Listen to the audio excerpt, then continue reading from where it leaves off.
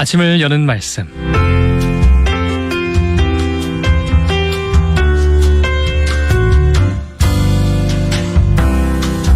아침을 여는 말씀, 오늘의 시간은 대연교회 전승만 목사님께서 말씀 전하십니다. 은혜의 시간 되시기 바랍니다. 방송가정 여러분, 안녕하세요. 오늘도 하나님의 말씀과 함께 새로운 한 주를 시작하시는 여러분 모두에게 하나님의 크신 은혜와 평강이 함께 하시길 간절히 바랍니다.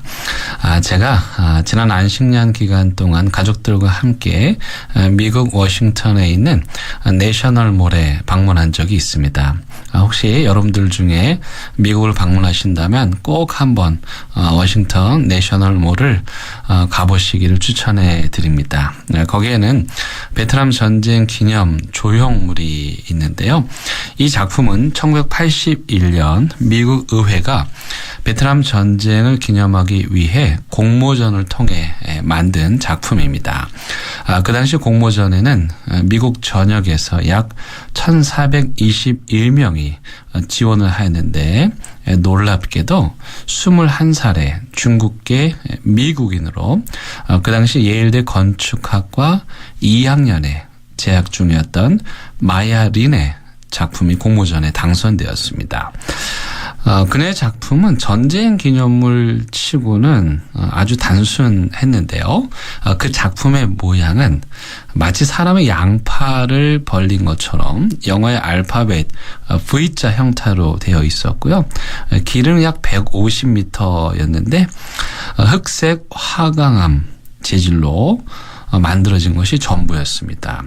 그리고 그 벽면에는 베트남전에 참전했던 미군 전사자 5만 8천 명의 이름이 음각으로 새겨진 것이 전부였습니다. 이 때문에 그 당시 공모전에 당선된 그녀의 작품에 대해 많은 논란과 반발이 있었습니다. 우선 그녀가 경험도 없는 대학생, 그것도 중국계 이민자 여학생이었다는 것이 미국인들의 마음을 불편하게 했습니다. 뿐만 아니라 흔히 전쟁 기념비 하면 남성적인 영웅들의 모습을 담아야 했는데 그 작품은 미국의 위대함을 담아내기에는 좀 부족해 보였습니다.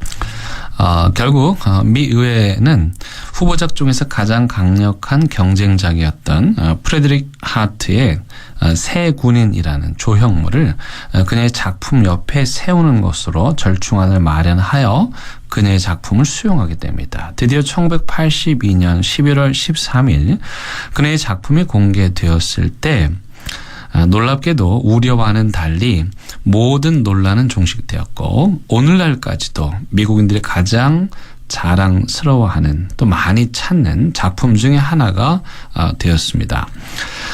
베트남 참전 기념비를 찾는 사람들은 약 150m의 길을 걸어가면서 벽면에 적힌 5만 8천 명의 전사자들의 이름 하나하나를 보며 그 이름은 다름 아닌 누군가의 아들, 또 누군가의 남편, 누군가의 아빠였다는 사실을 깨달으며 가슴 뭉클해합니다. 그래서 많은 사람들이 이 길을 걸을 때면 자신과 아무 관련이 없는 이름들을 오랫동안 들여다보기도 하고, 또 종이에 탁본을 뜨기도 하고, 거울처럼 기념비 표면을 닦기도 하고, 또 처음부터 끝까지 걷는 내내 손으로 그 이름들을 매만지며 걷습니다. 손끝에 닿는 끝없이 이어지는 수많은 이름들에서 거대한 전쟁의 서사가 주는 아픔보다 더 깊은 고통을 느끼게 됩니다. 이것이 바로 건축가 마야 린이 의도한 것이었습니다. 전쟁이라는 거대 담론에서 사라져버린 평범한 보통 사람들의 삶을 조명함으로써 마야 린은 전쟁에는 승자도 패자도 없다는 것을 다시 한번 기억하고 참회하도록 했던 것이죠. 특별히 이 작품이 V자 형태의 길은 처음에는 평지로 되어 있는데 걸어가면 갈수록 점점 아래로 내려가다가 V자의 꼭지점에서부터는 다시 위로 올라가는 형태로 되어 있어서 평지에서 시작하여 아래로 내려갔다가 다시 평지로 올라오게 되어 있습니다. 그래서 기념비 벽면을 걷다 보면 자신도 모르게 마치 전쟁 속으로 들어갔다가 나온 듯한 느낌을 받게 됩니다. 놀랍게도 논란이 되었던 이 작품은 그 당시 베트남전으로 갈라졌던 미국인들의 마음을 봉합하는 데 큰 역할을 했다고 합니다. 그런데 안타깝게도요, 여전히 그 끔찍한 전쟁은 오늘날도 계속되고 있습니다. 우크라이나와 러시아의 전쟁은 물론 중동 지역에서도 여전히 서로가 서로를 죽이는 일들이 끊이지 않습니다. 그뿐만이 아니라 전 세계가 경제 전쟁을 벌이고 있습니다. 지난 세기 세계가 서로 상생하자며 만든 협약들은 다 깨어졌고 마치 정글처럼 원칙도 법칙도 없는 약육강식의 논리가 지금 전 세계를 뒤흔들고 있습니다. 그런가 하면 우리나라가 지금 겪고 있는 정치적 혼란은 많은 사람들을 고통에 빠뜨리고 있습니다. 정치인들이 내뱉는 말에는 날카로운 칼날이 숨어 있고 그들이 내세우는 정책은 하나같이 기득권자들을 위한 것입니다. 현재 우리 사회는 마치 누군가가 바늘로 콕 찌르기만 하면 터져버릴 것 같은 풍선과도 같습니다. 문제는 전 세계에서 일어나는 전쟁과 경제적 무한 경쟁 그리고 정치인들의 무도함은 베트남 참전 용사 기념비에 적힌 수많은 무명의 사람들과 같은 희생자들을 양산하고 있다는 것입니다. 그들은 가인에게 살해된 아벨처럼 아무 소리도 내지 못하고 전쟁과 약육강식이라는 거대한 담론 아래에서 조용히 희생되고 있습니다. 대부분의 교회에서 다니엘에 대한 이야기를 정말 많이 하죠. 다니엘서는 수련회나 부흥의 단골 본문이기도 합니다. 그런데 우리는 다니엘이 왜 바벨론의 포로로 잡혀갔는지에 대해서는 별로 관심이 없습니다. 여러분, 다니엘이 바벨론의 포로로 잡혀간 이유가 무엇입니까? 그것은 기성세대가 하나님의 뜻을 어기고 국력이 쇠한 결과 나라가 망했기 때문입니다. 나라가 망하니 다니엘 같은 청소년들이 아무 죄 없는 젊은이들이 국가적 재난의 피해를 고스란히 입게 된 것이죠. 하나님께서는 아벨을 살해한 가인을 찾아가셔서 내 아우 아벨이 어디 있느냐고 물으셨습니다. 근데 가인이 이렇게 대답합니다. 모릅니다. 내가 아우를 지키는 자입니까? 왜 나한테 물으십니까? 여러분, 그렇다면 하나님께서 한국교회에 똑같은 질문을 하신다면 우리는 어떻게 대답할 수 있을까요? 한국교회요? 이 시대의 만몬과 약육강식의 경쟁에 희생된 내 아우 아벨이 어디 있느냐. 브라더스 키퍼라는 사회적 기업을 운영하시는 김성민 대표는 가족들의 돌봄을 제대로 받지 못하고 자란 아픔이 있는 이 시대 청년들과 함께 희망을 일구는 일을 하고 계십니다. 그들에게 안정적인 일자리를 제공하고 함께 연대하며 청년들의 자립을 돕는 일을 열심히 하고 계십니다.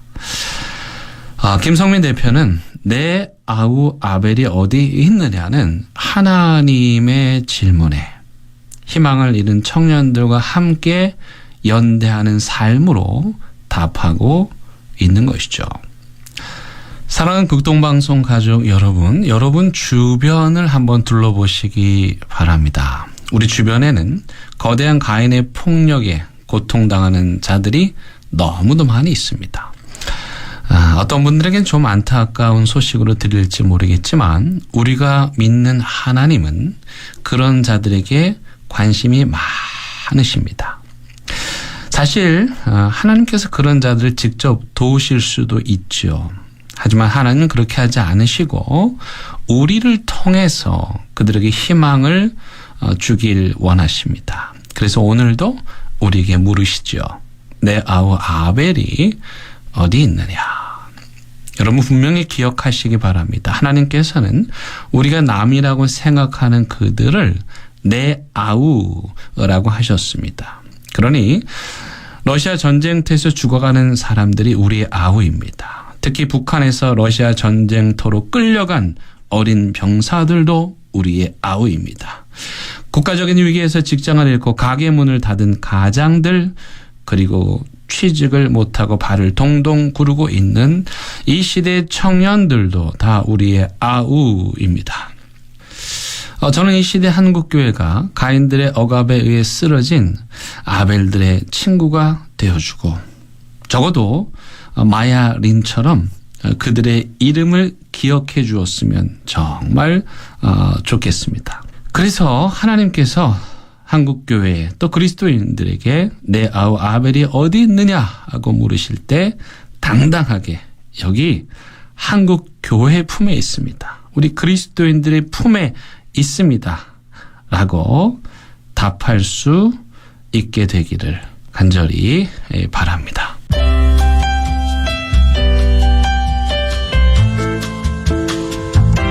아침을 여는 말씀. 지금까지 부산시 남구 진남로에 위치한 대연교회 전승만 목사님의 말씀으로 함께 하셨습니다.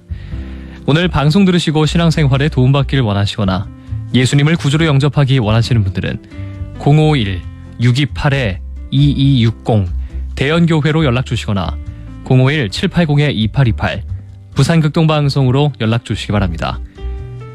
아침을 여는 말씀 오늘 이 시간을 마칩니다.